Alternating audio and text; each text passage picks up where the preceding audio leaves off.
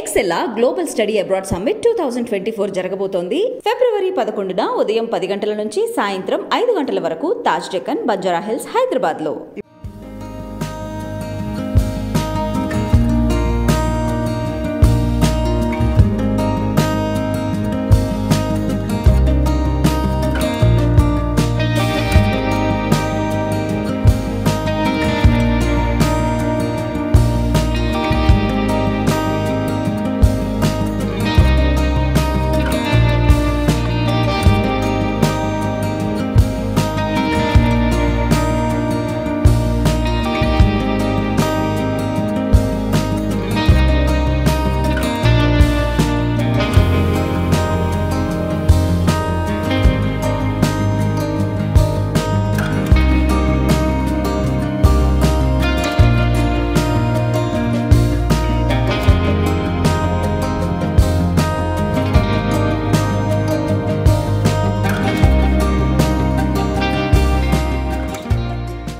ఇంకా కూడా మీరు అఫిషియల్గా ఆల్ ఇండియా రేడియో నుంచి రిటైర్ అయినప్పటికీ కూడా స్టేజ్ షోస్ నుంచి మీకు ఇక రిటైర్మెంట్ ఉండదేమో అనిపిస్తుందండి. అన్ని షోస్ ఎక్కడ చూసినా మీరే కనిపిస్తారు. కొన్ని స్టేజ్ షోస్, నేను అన్ని అని చెప్పను, బ్యూటీని బేస్ చేసుకోను, వాళ్ళకి ఎక్కువ స్టేజ్ షోస్ పడుతున్న కాలంలో భాషా ప్రియులకి కానీ వ్యాఖ్యాతగా జస్టిఫై చేయగలిగే వారికి కానీ అవకాశాలు తక్కువే అని చెప్పొచ్చండి. ఇలాంటి వాటిని చూసినప్పుడు మీకు ఎలా అనిపిస్తుంది? దీనిపైన మీ కమెంట్ అండి.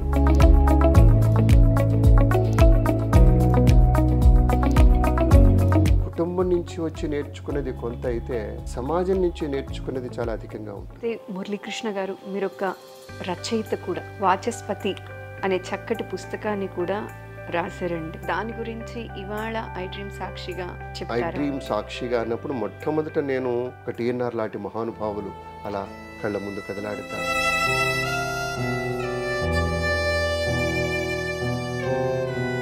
నా మనసులో ఉన్నటువంటి మాట అది.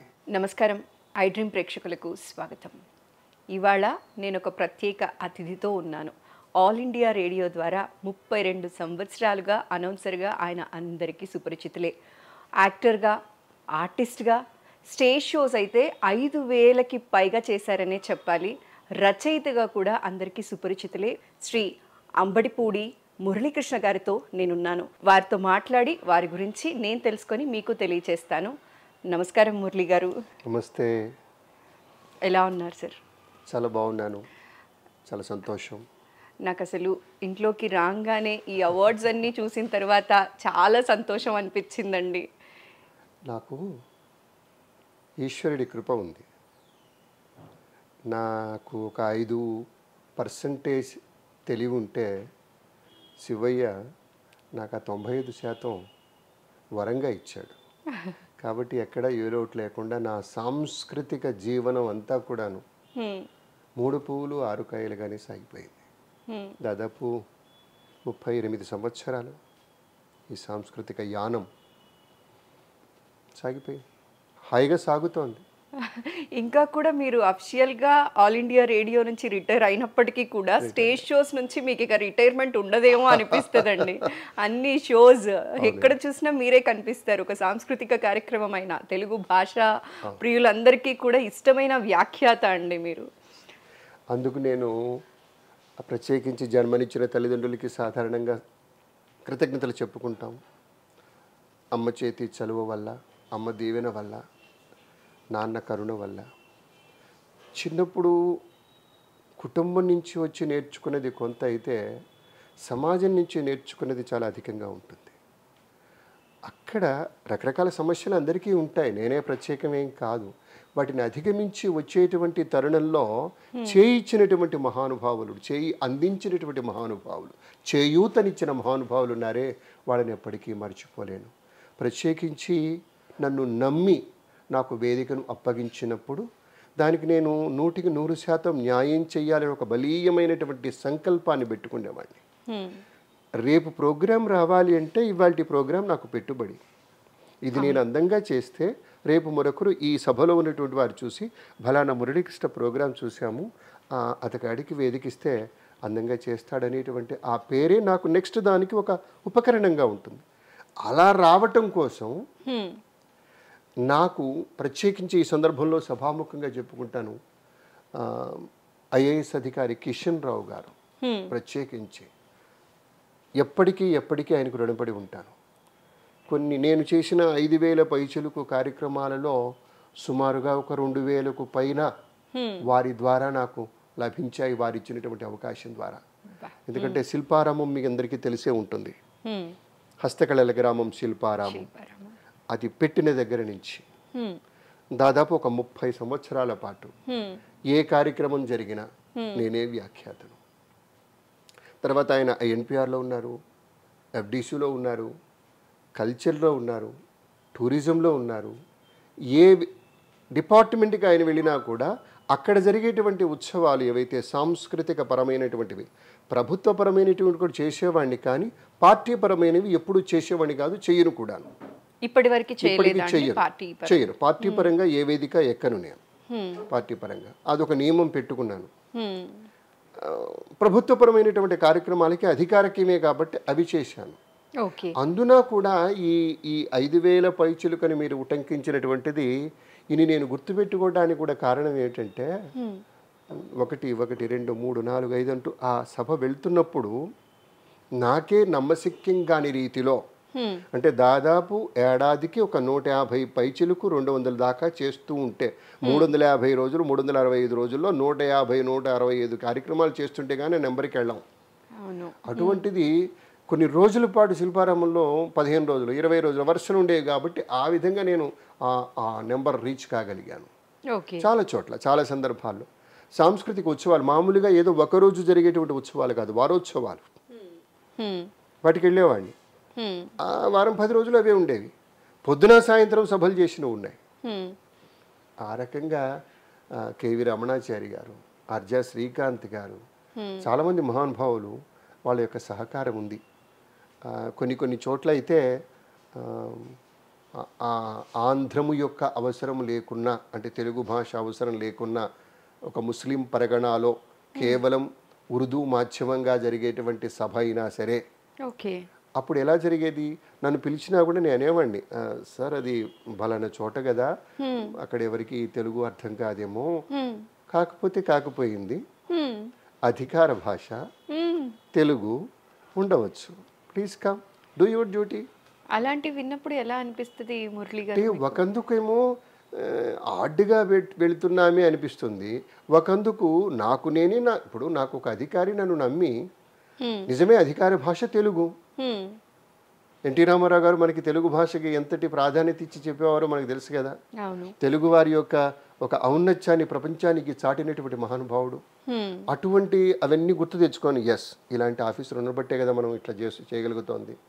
ఎక్కడికి వెళ్ళినా కొన్ని సందర్భాల్లో, ఇప్పుడు తమిళనాట ప్రోగ్రాంకి వెళ్ళినప్పుడు అక్కడ మాధ్యమం తమిళం, కర్ణాటక వెళ్ళినప్పుడు కన్నడ, వెస్ట్ బెంగాల్ కూడా వెళ్ళాను, కలకత్తా తెలుగు అసోసియేషన్ వాళ్ళు తీసుకెళ్ళారు. నేను వాళ్ళని అడిగేవాడిని కూడాను, మన వాళ్ళు తక్కువ ఉంటారు కదా, ఎక్కువ వాళ్ళే వస్తారు కదా, మన ప్రోగ్రాము మన తెలుగు మన భాష, దట్స్ ఆల్, మన భాషను మనం గౌరవించుకుందాం. ఒక టైంలో అయితే ఢిల్లీలో ఒక సభలో నేను పాల్గొన్నాను. అప్పుడు గీతారెడ్డి గారు టూరిజం మినిస్టర్గా ఉన్నప్పుడు అక్కడ తీసుకెళ్లారు ఒక ప్రోగ్రామ్కి. తెలుగులో యాంకరింగ్ చేశానంతా మాట్లాడుతున్నాను, ప్రోగ్రామ్ అంతా స్టార్ట్ చేశాము. జనం అంతా పోగవటానికి కాస్త టైం పట్టింది. ఆ పెద్ద ఎగ్జిబిషన్ అది, చాలామంది కొన్ని 100 మంది వచ్చి కూర్చున్నారు. ప్రోగ్రామ్ ఒకటైపోయి రెండో దాంట్లోకి నేను మధ్యలో ఉండే లింక్ అనౌన్స్మెంట్ ఇవ్వడం కోసం వచ్చి తెలుగులో మాట్లాడుతూ ఉంటే దాదాపు 200-300 మంది జనం పైగా ఒక్కసారిగా లేచారు. ఇది మంది కాదులే, ఇది ఏంటో గోల అన్నట్టుగా. ఏంటి చేయాలి, కృపయా బైఠ్ జాయియే భాయ్ సాబ్, आप लोगों को एक विनती है, हम हैदराबाद से आए, बिकॉज आई एम हैदराबादी.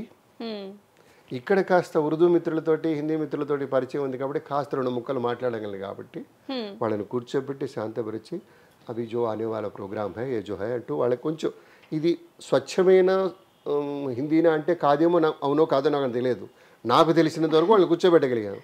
అలాంటి ఇబ్బందులు కూడా ఉంటాయి, భాష రాకపోతే ఇబ్బంది. తెలుగు ఒక్కటి చోట అన్నీ నడవు కదండి.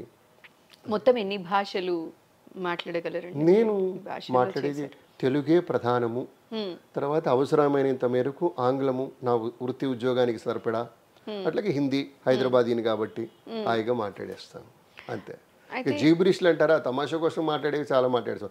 యారు ఇప్పుడు కూడా నేను చోమరేయడం పల్లె వాడదాం మరి ఇంకా ఓడదాం ఇలా ఐటీఎం ప్రోగ్రామ్ ఉంది ఇంటర్వ్యూ వల్ల ఏదేదో మాట్లాడేస్తాం జీబ్రిష్. అది లెక్కలోకి రాదు. అయితే మురళి గారు, ఇప్పుడు తెలుగు భాష తెలుగు వాళ్ళే సరిగా మాట్లాడట్లేదని, తెలుగు వాళ్ళే తెలుగు భాషని అవమానించి ఆంగ్ల భాషలోనే మాట్లాడుకుంటున్నారు, ఇంట్లో పిల్లలకి కూడా తెలుగు భాష విశిష్టత గురించి తెలియట్లేదు, చెప్పట్లేదు తల్లిదండ్రులు. ఇది తల్లిదండ్రులు విఫలమైనట్ట, పిల్లలు విఫలమైనట్ట, విద్యా సంస్థలు విఫలమైనట్ట నాకు తెలియదు. కానీ మీలాంటి భాషా ప్రియులు ఇప్పటి తెలుగు వాళ్ళకి ఇచ్చే సలహా ఏంటండి? నేను కూడా భాషా ప్రియులు అన్నారు అంతవరకే. భాషా ప్రియుడిని మాత్రమే. ఒకరికి ఏదో చెప్పేటువంటి స్థాయి లేదు. ఎవరికి వాళ్ళు తెలుసుకోవాలి. ఉన్న ఊరు కన్న తల్లి, మన భాష మన తల్లి మన గడ్డ అనేటువంటి ఒక ప్రేమ, ఒక లాలన, ఒక పాలన ఉండాలి. అది లేని రోజున ఇబ్బందులు ఉంటాయి.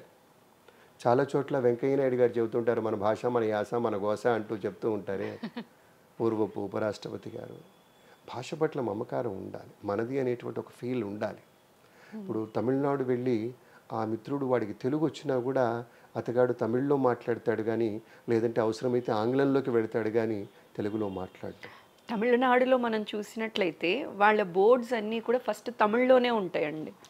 బోర్డ్స్ అంటే గుర్తొచ్చింది నాన్న, నేను హైదరాబాద్ వచ్చిన కొత్తల్లో చాలా చోట్ల అక్షర దోషాలు చాలా ఇబ్బంది పెట్టేవి. ఇప్పుడు సపోజ్ ఏదో నీకు ఏతన్ అని ఉందనుకోండి, ఆ కేకు ఏత్వం దీర్ఘం ఇచ్చే బదులు ఏత్వం మాత్రమే ఇచ్చి దీర్ఘం ఇవ్వకుండా తనకి ఏదో వేరుగా రాసి అలా నేను నోట్ చేసుకునేవాడిని. నాకు ఏమీ లేని రోజుల్లో కూడా మా మిత్రులు విఠల్ గారని ఉన్నారు, ఆయన ఇచ్చిన సలహా మరి, నీకు వచ్చు కదా, నీకు తెలుసు కదా అది కరెక్ట్ ఏమిటో, దాన్ని ఏదో కరెక్ట్ చేయొచ్చు కదంటే, ఆ షాపులకి వెళ్ళి నేను వెళ్ళి నీ బోర్డు తప్పు ఉందని చెప్తే నేను కొట్టరా గురు లేని పొందంటే ఆయన ఒక సలహా ఇచ్చారు. ఆయన పాటించారట కొద్ది రోజులు. ఒక కార్డు ముక్క, ఆ రోజుల్లో 10 పైసలు పోస్ట్ కార్డ్, ఓన్లీ 10 పైసే. అయ్యా మీ బోర్డు ఇలా ఉంది, ఇలా కరెక్ట్ చేసుకోండి ఈసారి మీరు పెయింట్ చేసుకున్నప్పుడు, ఇది కరెక్ట్ అని స్కెచ్ పెన్తో రాసి వారి అడ్రస్కి పోస్ట్ చేసేవాడిని. ఎంత చక్కగా అవతల వాళ్ళు నొచ్చుకోకుండా ఎంత సరళంగా చెప్పడం. అది మా విఠలన్న చెప్పిన సలహా. వాళ్ళు నొచ్చుకోకుండా నెక్స్ట్ టైం మీరు మళ్ళీ పెయింటింగ్ చేసుకున్నప్పుడు పేరు ఇలా రాసుకోండి దయచేసి అని చాలా పోస్ట్ కార్డులు వేస్తుండేవాళ్ళు. కొంతమంది ఆచరించేవాళ్ళు, కొంతమంది ఆచరించరు. కానీ మనకు చేతనైంది మనం చేసేసాం, తెలిసింది మనం చెప్పేసాం. ఇక భాష మీద ప్రేమతోటి తెలుగులో మాట్లాడటం, తెలుగులోనే మాట్లాడటం, తెలుగుతో పాటు మిగతా భాషలు మాట్లాడటం, మనది మరవకుండా ఉండటం అనేది వాళ్ళ వాళ్ళ విజ్ఞతని బట్టి ఉంటుందండి. కొంతమంది ఒక ప్యాషన్ తోటి ఇంగ్లీష్ భాష పట్ల మక్కువతోటి చాలా ఎక్కువగా చాలామంది ఇళ్లల్లో కూడా అవి తెలుగు వాళ్ళే ఇంగ్లీష్ మాట్లాడుతూ ఉంటారు. నాకు నవ్వు వస్తూ ఉంటుంది. నా బోటు వాడు వెళ్ళి మాట్లాడుతూ ఉంటే మామ్ సంథింగ్ ఈజ్ సెల్లింగ్ అంటారు. ఇది తెలుగులో అరే నాయన ట్రారానో ఏదో వాడిని పిలిచి నాన్నగారు ఉన్నారోనో ఏదో కొంచెం ఒక మామూలు మాట అన్నా కూడాను is telling something, is asking something mom అని. తెలుగు వారి ఇంట్లోనే మీరు ఇలాంటివి జరుగుతాయి, సహజం. ఇది కాలం మార్పమ్మ. కాలం ఎప్పుడూ ఒకలా ఉండదు, తిరుగుతూ ఉంటుంది కదా. ఒక్కొక్కసారి అది విపరీతంగా మార్పుల వైపు వెళుతూ ఉంటుంది. మంచి రోజులు రావాలని, తెలుగు వాళ్ళు తెలుగు భాషని బాగా ప్రేమించాలని, మన తెలుగు జాతికి గర్వకారణమైనటువంటి రీతిలో మనమంతా శిరసెత్తుకొని నిలిచేటువంటి రీతిలో మన భాష పట్ల మన యొక్క సంప్రదాయం, మన యొక్క ఆచార వ్యవహారాలు ఏవైతే ఉన్నాయో వాటిని అవలంబించి ఆచరించి అనుసరించి అనుగమించేటువంటి రోజు ఎప్పుడైతే వస్తుందో ఆ రోజు నేను కూడా తెలుగు భాషా ప్రియుడిగా సంతోషపడతాను. ఎంత అనర్గళంగా మాట్లాడగలరండి. అసలు నేను మిమ్మల్ని మొన్న చూసినటువంటి స్టేజ్ షో చూసినప్పుడు అసలు ఇక నేనేం మాట్లాడలేకపోయాను. మీ పక్కన మాట్లాడే ధైర్యం లేకపోతే అలా చూస్తూ ఉండిపోయానండి. అంత నచ్చింది నాకు. అభ్యాసం కూసు విద్య చేస్తుండగా ఇప్పుడు టైప్ చేసేవాడు మీరు చూడండి, ఏఎస్డిఎఫ్జి అని కింద చిన్నప్పుడు నేర్చుకుంటాం. స్క్రిప్ట్ ఇక్కడ ఉంటుంది, వాడికి ఇట్లా కొడుతూ ఉంటాడు, ఇలా అంటూ ఉంటాడు, ఇటు మాత్రం చూడ్డు కదా. ఈ చేతులకు అలవాటు పడిపోయింది. మనం బ్యాంక్కి వెళ్ళి వాడికి ఏదో మన నెంబర్ ఇచ్చేసాం అనుకోండి, సార్ మా నెంబర్ కానీ మన చిన్న చిట్టి లోపలికి పంపిస్తే వాడు టకటకటకట కొట్టేసి 8,500 ఈయన డిపాజిట్ చేశాడు కొట్టేసి ఇటు చూడు 8,500 పడిందా 9,500 పడిందా, వాళ్ళకు ఉండే కాన్ఫిడెన్స్. అంటే నేనేమంటానంటే అలవాటు. అలవాటుతో వచ్చేస్తూ ఉంటుంది. అయితే మురళి గారు మీరు అన్నారు అలవాటుతో వచ్చేస్తుంది అని చెప్పి. ఇన్ని వేల షోస్ చేసినప్పటికీ కూడా మీరు స్టేజ్ షో చేసేటప్పుడు ఒక ఫైల్ క్యారీ చేస్తారు, ఒక చిట్టి క్యారీ చేస్తారు, చాలా జాగ్రత్తగా నెక్స్ట్ జరగబోయే ప్రోగ్రామ్ గురించి రాసుకుంటారు. మీరు రాసుకోవాల్సినంత అవసరం లేదండి, అవలీలగా మాట్లాడగలిగినప్పటికీ కూడా ఇలా స్క్రిప్ట్ చేయటానికి గల కారణం అండి? ఏమీ లేదండి, ఏమీ లేదు. నా అస్త్రం నా దగ్గర ఉంది అనేటువంటి ఒక భరోసా, ఒక నమ్మకం, ఒక ధైర్యం, ఒక స్థైర్యం నాకు ఉంటుంది. అనర్గంగా చెప్తాము, ఏదో జరిగేటువంటి తంతు గురించి, ఒక విశేషం గురించి, ఒక అమాత్యశేఖరుడు వచ్చాడనో, లేకపోతే ఒక పండిత శ్రేష్ఠుడు వచ్చాడనో, ఒకరికి సన్మానం జరుగుతుందనో, ఒక కార్యక్రమ విశ్లేషణో, లేకపోతే ఒక అలంకారప్రాయమైనటువంటి వాక్యాన్ని చెప్పడానికి వెనకాడాల్సిన పని లేదు. కానీ సందర్భోచితమైనటువంటి ఒక్కొక్కసారి స్ఫురించకపోతే అయిపోయిన తర్వాత నేను ఆ రోజు అలా చెప్పుంటే బాగుండేది కదా అని ఇప్పుడు అనుకుండే కంటే నేను ఊహిస్తాను, కొంత ఊహిస్తాను, జరిగేటువంటి తంతుని ఊహించి కొన్ని నేను స్క్రిబుల్ చేసుకుంటాను. మా ఇంట్లో కూడా నా భార్య సత్యయశోద అంటూ ఉంటుంది, ఇన్ని చేసావు ఎందుకు ఇంత టెన్షన్ పడతావు అని. నాకు ప్రతిదీ టెన్షన్ అంటే నేను ముందు రోజు స్టడీ చేస్తానండి. నాకున్న ఇప్పటికీ ఉన్న అలవాటు. నేను అందరిలాగా కాదు, నేను నేర్చుకుని వెళ్తున్నాను. నేను పుడుతూనే అన్నీ నేర్చుకోలేదు. మా నాన్నగారు ఒక మామూలు వ్యవసాయదారుడు, ఒక చిన్న పోస్ట్ మాస్టర్ ఉద్యోగం చేశాడు, ఒక పద్యనాటక కళాకారుడు. నేనేం మహా పండితుల వంశంలో పుట్టలేదు, నాన్నగారిని తక్కువ చేయట్లేదు, కానీ అటువంటి గొప్పది కాదు. అటువంటప్పుడు జాగ్రత్తగా ఎవరికి దొరకకుండా ఉండేందుకు, అంటే ఫలానా దోషం ఈయన నోటి నుంచి దొరలింది అనేటువంటిది నా నుంచి ఎవరు చెప్పలేరు. దానికి కారణం బహుశా నేను పనిచేసినటువంటి ఆకాశవాణి సంస్థ కూడా. ఆకాశవాణిలో మాట్లాడేటప్పుడు ఒక ఉద్యోగిగా నేను అనౌన్సర్ ఉద్యోగం చేశాను, 32 సంవత్సరాలు చేశాను. అంతకుముందు 7-8 ఏళ్ళు క్యాజువల్ అనౌన్సర్గా చేశాను. అంటే అనుబంధం 40 ఏళ్ళ అనుబంధం. అక్షరం ఎంత తూకం వేసి మాట్లాడుతూ ఉన్నప్పుడు ఆ మాట్లాడేటువంటి సందర్భంలో ఎలాంటి పొరపాటు లేకుండా, పొరపచ్చాలు లేకుండా, ఫంబ్లింగ్ లేకుండా వెళ్ళాలి. నేను మళ్ళీ ఈ లైన్ చెప్తాననే అవకాశం లేదు కదా. వెళ్ళింది అంతే, దట్స్ ఆల్, గాన్. గాల్లో కలిసిపోయింది మాట. మళ్ళీ ఒకసారి చెప్తారు అంటే మన అసమర్థులంగా ప్రకటితమవుతుంది. అందుకని జాగ్రత్త, ఆ ముందు జాగ్రత్త, ఎందుకైనా మంచిది అనేటువంటి ముందు జాగ్రత్త. ఏముందండి, సభ వాళ్ళు వస్తారు, మీకు తెలిసిన వాళ్ళే, బలానా వాళ్ళు ఉంటారు, వాళ్ళకి సన్మానాలు ఉంటాయి, ఇవన్నీ తెలిసిందే. అయితేనేమి, ఒక కాగితం పట్టుకున్నందు వాళ్ళు తప్పులేదుగా. అవసరమైతే ఉపయోగపడుతుంది, లేదంటే పక్కన ఉంటుంది. అయితే మురళి గారు, ఇప్పుడు కొన్ని స్టేజ్ షోస్, నేను అన్నీ అని చెప్పను, బట్ కొన్నిటికి వచ్చేసరికి ఏంటి అంటే బ్యూటీని బేస్ చేసుకోను, ఆల్రెడీ ఉన్న ఫేమ్ని బేస్ చేసుకోను, వాళ్ళకి ఎక్కువ స్టేజ్ షోస్ పడుతున్న కాలంలో భాషా ప్రియులకి కానీ, వ్యాఖ్యాతగా జస్టిఫై చేయగలిగే వారికి కానీ అవకాశాలు తక్కువే అని చెప్పచ్చండి. ఇలాంటి వాటిని చూసినప్పుడు మీకు ఎలా అనిపిస్తుంది? దీనిపైన మీ కమెంట్ అండి. ఎక్కువగా విమర్శల జోలికి వెళ్ళను, కానీ ఎప్పటికైనా గ్లామరేనండి. గ్లామర్ని ఆదరించేటువంటి జనం అధికంగా ఉంటారు. గ్రామర్ని ఫాలో అయ్యేటువంటి వాళ్ళు కొంతమంది మాత్రమే ఉంటారు కదా. సో వ్యాఖ్యాతకి కానీ వ్యాఖ్యాత్రికి కానీ గ్లామర్ అవసరం అంటారా, గ్రామర్ అవసరం అంటారా? ప్రస్తుత కాలంలో గ్లామరే ప్రాధాన్యం. గ్రామర్ పర్వాలేదు, చాలామంది అంటూ ఉంటారు, కానీ నేను ఆ మాటలు అనకూడదు సభాముఖంగా అంటూ ఉంటారు. కానీ కొంచెం వాళ్ళు నేర్చుకుని ఉంటే బాగుండేమో అనిపిస్తుంది. చెప్పేంత ధైర్యము స్థైర్యం నాకు లేదు. మీలాంటి వాళ్ళు చెప్పకపోతే ఎలా తెలుసుకుంటాం దాన్ని? అంటే ఒకటి నాన్న, రిసీవింగ్ ఎండ్ కూడా కరెక్ట్గా ఉన్నప్పుడు మనం ఏదైనా ప్రసరణం చేయగలం. ఆ రిసీవింగ్ ఎండ్ క్లోజ్ అయి ఉందనుకోండి, మనం చెప్పి ప్రయోజనం, చెవిటి వాడి ముందు శంఖం ఊదినట్లే. ఇంకొకటి మాకు స్ఫుటంగా తెలుస్తూ ఉంటాయి. ఇప్పుడు కొన్ని వేదికల మీద నేను ఎస్పి శైలజ గారితో చేశాను, సునీతతో చేశాను, ఝాన్సీతో చేశాను, సుమతో వీళ్ళందరితో వేదిక పంచుకున్నాం. చేశాను ఇన్ ద సెన్స్, వాళ్ళు ఉన్నారు, నేను ఉన్నాను. మీరు ఒకానొక సందర్భంలో కించిత్ బాధ కూడా అనిపిస్తూ ఉంటుంది. ఒక ప్రముఖ హీరోయిన్ నేను చేశాము. అందులో 3 వంతులు నేను, 1 వంతు వారు. ఆ కాసేపు తళుకు బెళుకు కాసేపు. ఒక మామూలు టీవీ వ్యాఖ్యాత్రి నేను చేశాము, ప్రముఖ టీవీ వ్యాఖ్యాత్రి, మామూలు అనకూడదు, నేను చేశాము. తిరుపతిలో జరిగింది సభ. ఆ ఆదరణలో కూడా కొంచెం ఇబ్బంది కలిగించే ఉంటాయి. ట్రీట్మెంట్, మనకు ఒకలాగా ట్రీట్మెంట్, వాళ్ళకులాగా ట్రీట్మెంట్. కానీ మూడొంతులు సభని లాగేది, బరువు మోసేది మేమే అయినా కూడా, నేనే అయినా కూడా, అవును కదా గ్లామరు, దానికి ఆ మాత్రం ఆదరణ ఉంటుంది అని నాకు నేనే సర్ది చెప్పుకుంటా. అది ఇచ్చేటువంటి పారితోషికంలో కావచ్చు, కల్పించేటువంటి సౌకర్యంలో కావచ్చు, రిసీవ్ చేసుకునే విధానంలో కావచ్చు, తేడా స్ఫుటంగా ఉంటుంది.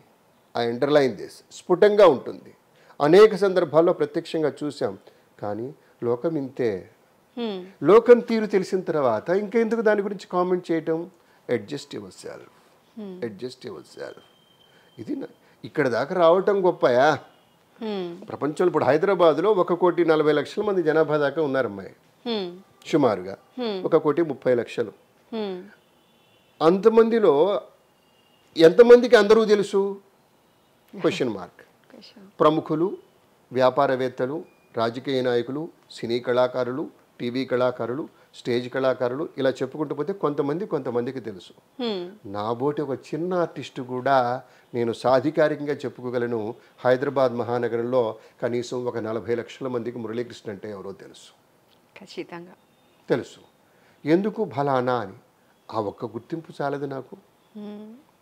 నేను ఫలానా వ్యాఖ్యానం, మీరు ఫలానా కదండి అంటారు ఎక్కడైనా, చాలా ఏ రైల్లోనూ పరిచయం అయినప్పుడో, కలిసి ప్రయాణంలో వెళుతూ ఉన్నప్పుడో, అవును ఆ సభలో మాట్లాడేది మీరే కదా అంటారు. కొన్ని సందర్భాల్లో అయితే బ్యాక్ స్టేజ్ మాట్లాడతాం, తెర వెనక నుంచి మాట్లాడతాము. నేను కావాలని కొన్ని సందర్భాల్లో మల్లాది వెంకటకృష్ణమూర్తి గారి యొక్క ఒక టెక్నిక్ పట్టుకున్నాను నేను. ఆయన ఎప్పుడు స్టేజ్ ముందుకు వచ్చేవారు కాదు, ఎక్కడ ఫోటోలు ఇచ్చేవారు కాదు. ఇది ఒకానొక టైంలో, ఒక సీరియల్స్ బాగా జరుగుతున్నటువంటి కాలంలో ఎండమూరు లాంటి వాళ్ళు, కొమనాపల్లి వాళ్ళ ఫోటోలు ఉండేవి. వాళ్ళు ఎలా ఉంటాయో జనానికి తెలుసు. మల్లాది వెంకటకృష్ణమూర్తి శాస్త్రి ఎలా ఉంటాడో తెలియదు ఎవరికి. నేను కూడా ఏం చేశాను, సభల్లో ఈ టెక్నిక్ బాగుంది, మూడొంతుల అవకాశం ఉంటే, వీలు ఉంటే, వాళ్ళు కోరకపోతే నేను బ్యాక్ స్టేజ్ చేస్తా. బ్యాక్ స్టేజ్ చేసి టక్కున at the end of the programme, సభ జరిగేటప్పుడు పెద్దల్ని వేదిక మీద పిలిచేటప్పుడో ఎప్పుడో అప్పుడు వెళ్ళి సభకు నమస్కారం, మరొక్కమారు మీకు అందరికీ ఆత్మీయ స్వాగతం అంటూ మొదలెడతా. మరి ఇప్పటి వరకు మాట్లాడింది వీడే, ఇతనే. అప్పటి వరకు వాక్య నిర్మాణం చాలా బాగుంది సుమి, చాలా అందంగా ఎవరో మాట్లాడుతున్నారని కొంతమంది ఉత్సుకతతోటి అలా వెనక్కి తిరిగి వచ్చి అవకాశం ఉంటే ఎవరలా మాట్లాడుతున్నారు అని చూసిన సందర్భాలు మా కళ్ళతో చూసి ఆనందపడతాయి. చాగంటి కోటేశ్వరరావు లాంటి మహాప్రవచనకారుడు, వాగ్గేయకార వాచస్పతిగా చెప్పుకోవాలి ఆ మహానుభావుడిని. పలికితే అలా వాక్కు అలా పలుకుతుంది కదా, నోరు తెరిస్తే అమ్మ సరస్వతి ఎప్పుడు నిత్యం ఆయన నాల్క మీద నాట్యం ఆడుతూ ఉంటుంది కదా. ఆ మహానుభావుడు డాక్టర్ కృష్ణ సుబ్రహ్మణ్యం గారి అమ్మాయి ఈ డాన్స్ ప్రోగ్రామ్కి అతిథిగా వచ్చారు. ఆయన్ని వేదిక మీదకి పిలుస్తున్నాము. అప్పటికి పోడియం ఏర్పాట్లు జరగలేదు, బ్యాక్ స్టేజ్లోనే మాట్లాడుతున్నాను. నాట్యం గురించి అప్పటి వరకు సంభాషించాను, నాట్య శాస్త్రం గురించి సంభాషించాను, అభినయ దర్పణం గురించి మాట్లాడుతూ వచ్చాను. ఐటమ్స్లో ఉండేటువంటి భారత భాగవత రామాయణాది విశేషాల గురించి, ఆమె చేస్తున్నటువంటి నాట్యం గురించి విపులీకరించేటువంటి పద్ధతిలో నేను అవలంబిస్తూ పోయాను. ఎక్కడ నాది చేసుకోకుండా పెద్దలు చెప్పినట్లు, పెద్దలు అన్నట్లు, పెద్దలు ఉటంకించినట్లు అంటూనే చెప్తాను. ఇది నాది కాదు కదా వాక్యం, ఎవరో చెప్పింది. అలా చెప్తూ ఆయన గారిని వేదిక మీదకి పిలిచేటప్పుడు నేను ఒక్కసారి వారిని ప్రత్యక్షంగా చూసిన ఆనందంలో ఒక పులకిత హృదయంతో నేను కూడా ఒక ఎగ్జైట్మెంట్ అంటాను చూడండి, ఆ భావోత్తుంగమైనటువంటి ఒక తరుణంలో ఆనందం పట్టలేక ఆయన నేను ప్రత్యక్షంగా చూస్తున్నా. ఆయన్ని నేను వేదిక మీదకి పిలుస్తున్నాను, మహనీయ మూర్తిని. ఆయన దివ్య చరణాలకి ఇలా మోకరిల్లితే చాలనుకుంటాం. ఆయన నడిచి వెళ్ళిన దారిలో ఆ ధూళి ఇంత తీసుకొని నెత్తిన చల్లితే చాలనుకునేటువంటి సందర్భాలు ఎన్నో ఉన్నాయి. అటువంటి మహనీయుడు వస్తుంటే నేను అట కుర్చీలో ఉన్నాను, పోడియంకి ఈవల వైపు బ్యాక్ స్టేజ్లో ఉన్నాను. ఇటువైపు నుంచి ఆయన సాదరంగా తోడ్కొని వస్తున్నారు. వచ్చేటువంటి మహనీయుడు సాక్షాత్తు ఆయన సరస్వతి మాతకు కదా. ఆయన ఇలా చేతులు కట్టుకొని వస్తున్న ఆయన ఇలా ఎవరది మాట్లాడేది, గురుగారు నమస్కారం బాగుందో ఆయన అన్నప్పుడు ఆ ఒక్కటి చాలదట్టి, ఎంత ఆనందం నాకు వాళ్ళు ఇచ్చిన. అందుకనే ఎప్పుడు అంటాను, మాకు హనరోరియం ఇస్తారు, అందరూ గౌరవిస్తారు, అది లెక్కలది కాదు. ఇలాంటి గొప్పవారి దగ్గర నుంచి వచ్చిన ప్రశంసలు మీకు ఎన్నో ఉంటాయండి. ఎన్నో ఉంటాయి. మీకు అంటే నేను కదిలిస్తే చాలా ఏమంటారు పుంఖానుగా మదినిండా ఉన్నటువంటి జ్ఞాపకాల దొంతర ఆ జ్ఞాపకాల వీవనని ఇలా కదిలిస్తే వచ్చేస్తూనే ఉంటాయి. నాకు కూడాను ఆనందంగా ఉంటుంది అవి గుర్తు చేసుకుంటున్నప్పుడు.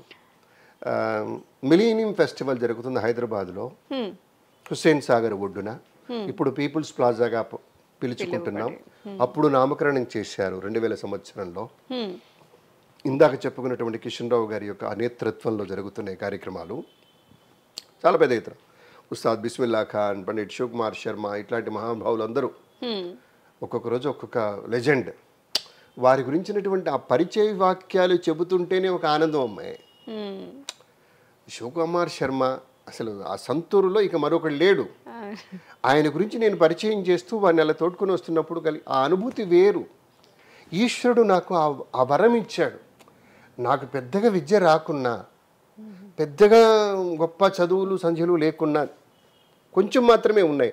కానీ వాళ్ళు 100 స్థాయిలో ఉన్న వాళ్ళని, ఏ 2-3 ఉన్నవాడిని నేను వెళ్ళి వాళ్ళ గురించి 4 వాక్యాలు చెప్పి వాళ్ళు పిలుచుకొచ్చాక అసలు ఆనందానికి పరాకాష్ట. ఉదాహరణకి ఆ సందర్భాన్ని మీకు 2 ముక్కలు చెప్పాలని ఉంది. హరిప్రసాద్ చౌరాషియా గారి ప్రోగ్రాం జరుగుతుంది. దాదాపు 2.5 గంటల సేపు అసలు ఓలలాడించాడు.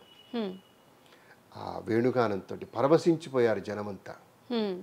అయితే ప్రోగ్రాం అయిపోయిన తర్వాత జనం నేను ఇబ్బందిగా కూడా నాకు కూడా అనిపిస్తూ ఉంటుంది. ప్రోగ్రాం అయిపోయింది టక్కన లేచి వెళ్ళిపోతారు. ఆనందినేసి చేగడుక్కోకుండా వెళ్ళినట్టు వెళ్ళిపోతూ ఉంటారు. నేను అంటూ ఉంటా అక్కడ సభల్లో కొన్నిసార్లు నాకు కూడా కోపం వస్తుంది. ఎందుకు సభా మర్యాద, సభా కంపనం ఎవరైనా చేస్తే, మర్యాదను పాటించకపోతే కోపం వస్తుంది. వీలునంత మెత్తగా చెప్పే ప్రయత్నం చేస్తా. ఒక మహానుభావుడి కచేరీ దాదాపు 2.5 గంటల సేపు మనం ఎంజాయ్ చేసాం. ఒక 5 నిమిషాల్లో ఆయనకి సన్మానం జరుగుతుంటే నిలబడి చప్పట్లు కొట్టద్దండి. అయిపోయిందని చెప్పేసి డ్రైవర్ని పిలువు, ఎక్కడుందో చూడు, ఫోన్ ఏది ఎవరు వచ్చినాయో చూడు, ఈ గోల్లో ఉంటుంది ఎట్లా? నాకు తీవ్రమైనటువంటి కోపం వచ్చి అణుచుకొని, భాయ్ और बहनों कृपया 5 मिनट के लिए बैठ जाइए. I request one and all, please. एक महान कलाकार है అంటూ నాకు తెలిసిన హిందీ, ఇంగ్లీషు, తెలుగుల్లో వాళ్ళందరినీ దయచేసి కూర్చోబెట్టి, అయ్యా పెరుగన్నం తిన్నారు, చక్కగా మృష్టాన్న భోజనం చేశారు, చేయి గడుక్కోకుండా వెళుతున్నారు, కూర్చోండి స్వామి, కూర్చోండి అని దయచేసి కూర్చోబెట్టి, ఒక్క విషయం అడుగుతాను. వేణుగానం కుడి చేతి వైపు వాయిస్తారు, పండిట్ జీ ఎడం చేతి వైపు వాయిస్తారు, ఎందుకు? ఎవరికైనా తెలుసుంటే చెప్పండి అని ఒక ప్రశ్నను సంధించి, కొంతమందికి తెలిసి ఉండవచ్చు, నా దాకా వచ్చి చెప్పలేకపోవచ్చు, నేనే విఘ్నుడిని అని చెప్పలేను, కానీ నేను చదువుకున్నాను. ఆ యొక్క రహస్యాన్ని నేను సభాముఖంగా చెప్పి, అంతటి గొప్ప కళాకారుడు ఇక్కడ 2.5 గంటల పాటు హైదరాబాదీ సంగీత ప్రియుల్ని బ్రహ్మాండమైనటువంటి రీతిలో అలరించినప్పుడు మన స్పందన ఎలా ఉండాలి? నేను మిమ్మల్ని ఆపమని చెప్పను, చప్పట్లు కొట్టమని చెప్పను అన్న తర్వాత 3-4 నిమిషాల పాటు ఆగకుండా అలా చప్పట్ల వాన, జడివాన బ్రహ్మాండంగా సాగిపోతే ఆయన అన్నారనమాట, హరిప్రసాద్ చౌరాషియా గారు అన్నారు, రాజా आपका नाम क्या है? सर मुरली कहते सर. मुरली, ओ वंशी అని ఆయన మైక్ పుచ్చుకొని, इन्होंने कुछ कहा, तेलुगु भाषा में बात करे, मुझे ज़्यादा समझ में नहीं आया, फिर भी इनकी आवाज़ जो है वो सिंग सांग जैसा मेरे फ्लूट అన్నాడండి. అంటే నాకు జన్మనిచ్చిన మా అమ్మ, మా తల్లి సత్యవతి గారు ఇటీవల స్వర్గస్థులయ్యారు. అమ్మ అలా కళ్ళ ముందు కనిపించేసింది. అమ్మ దగ్గరగా ఆత్మీయంగా దగ్గరే తీసుకుంటుంది చూడండి, మా బిడ్డడు అని అసలు ఒకలాంటి దీంతో ఆ స్పర్శ ఆయన నన్నేం దగ్గరే తీసుకోలేదు, కానీ ఆ ఒక్క మాట బా ఎంత గొప్పగా నా ఇప్పటికీ నాకు కళ్ళు చెమరుస్తాయి. అమ్మను గుర్తు చేసేంత స్థాయి ఆయన నన్ను మెచ్చుకోవటం. ఆయన లాంటి అంతర్జాతీయ స్థాయి కళాకారుడు వెదురు కర్రపై వాయువుని ఆయువుగా పోసి సప్త స్వరాలని పలికిస్తూ ఉండేటువంటి సంగీతంలో ఉండేటువంటి ఆ మధురముని పలికిస్తున్నప్పుడు కలిగేటువంటి దివ్యానుభూతులు ఎలా ఉంటాయి? సంగీతం అంటే సరిగమల పదవిన్యాసం, గమకాల లోతుల్లో మృదువుగా ప్రవహించే జీవనగతుల్ని ఆకళింపు చేసుకుంటే స్వర్గతుల్యమై సమాజం పచ్చదనాల తరువుగా మారిపోతున్నటువంటి తరుణంలో కలిగేటువంటి అనుభూతులు ఒక శిఖరారోహణాన్ని చూస్తామే అంటూ ఏదో నాకు తోచింది అలా అలా అలా అలా చెప్పేసేసి ఆ మాస్టర్ గారు నిజంగా నాకు ఇచ్చిన ఆటోగ్రాఫ్ ఉంది నాకు, గురువుగారు. అటువంటి ఇన్సిడెంట్స్ కొన్ని ఉన్నాయి, కొన్ని చోట్ల ఇబ్బంది పడినవి ఉన్నాయి. ఇలాంటి ప్రశంసలు సరిపోవండి జీవితంలో.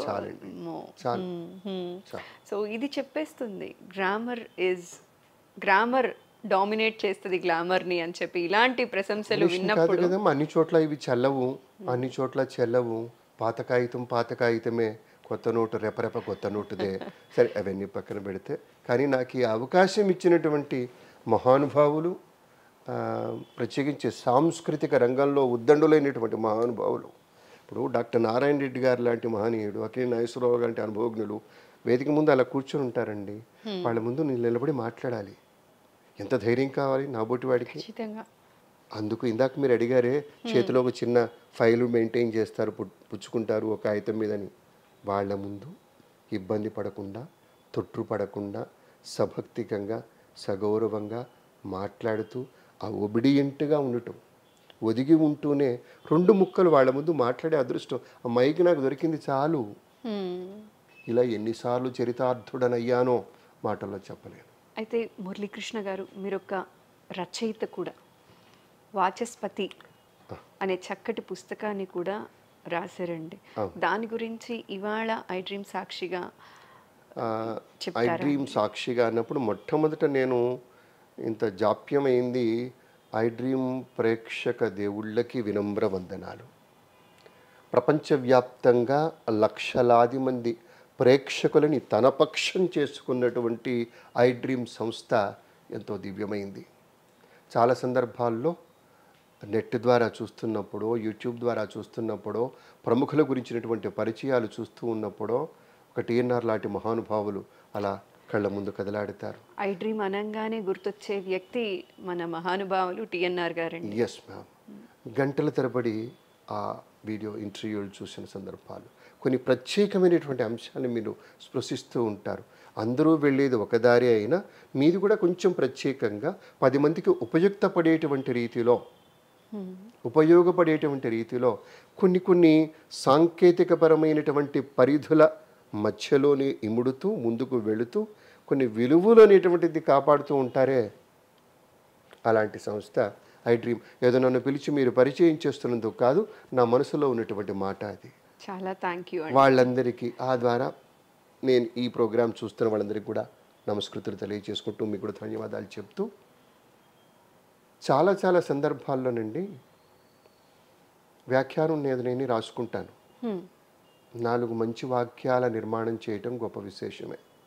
10 మందిని చూసి నేర్చుకున్నాను, 10 మందిని విని నేర్చుకున్నాను. ఓహో, ఇలా వాక్య నిర్మాణం ఇలా చేస్తే బాగుంటుంది. మధ్యలో కొన్ని సంస్కృత పదభూయిష్టమైనటువంటివి మనం పాయసం చేసుకుంటే 2-3 కిస్మిస్లు వస్తేనో, 2-3 జీడిపప్పులు వస్తేనో, 2 బాదం పప్పులు వస్తేనో కలిగేటువంటి ఆనందం, పాయసం అంతా తీయగా ఉంటుంది, కానీ మధ్యలో తగిలితే ఆ రుచి వేరు. అలా సందర్భోచితంగా కాలే వర్షత పర్జన్య పృథివీ సస్యశాలిని దేశోయం క్షోభరహిత అంటే ఇట్లాంటివేవో ఉపనిషత్తు వాక్యాల నుంచి కొన్ని వాక్యాలు.